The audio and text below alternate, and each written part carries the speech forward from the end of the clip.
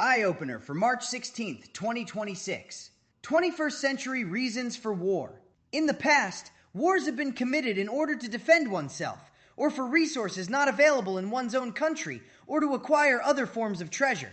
In this, the 21st century, however, the reasons for war have become even more petty and specialized. While it has always been a fact that wars have been conducted to enrich those in power in any particular nation, the underlying rationale for war today has become very personalized. In the case of Israel and its continued aggression towards every country in its vicinity, its leader will face criminal charges of fraud. And given that other top officials in Israel who have been guilty of lesser charges of fraud than Netanyahu, it is most likely a far-gone conclusion that Bibi will be tried for his crimes and probably convicted. Endless war for this prime minister is in fact the way in which he can and has avoided prosecution, and it is most likely the way in which he will continue to try to avoid prosecution. Of course, his plan relies on the hope that the Israeli people will continue to support his military endeavors, a plan that seems to be unraveling day by day. In America, the story is a little different. War has provided a distraction from Donald Trump's connection to Jeffrey Epstein, and possibly the crimes of which Jeffrey Epstein would have stood trial, and those of which Ghislaine Maxwell was convicted.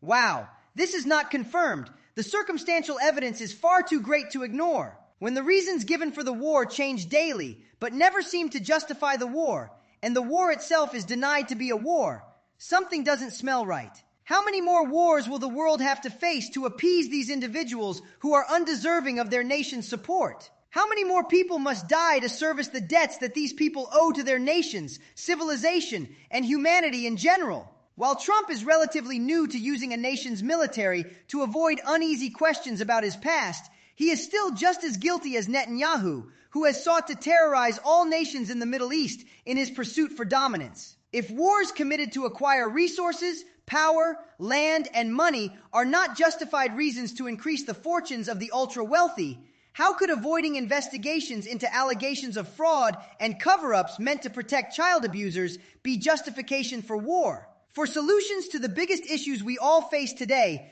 pick up your copy of Chris Osman's book, Solutions. Enough complaining. Let's fix America at Amazon.com. And for more videos like this and those that ask the questions that need to be asked, search for Surreal News on Rumble.com or check out the YouTube channel by Chris Osman.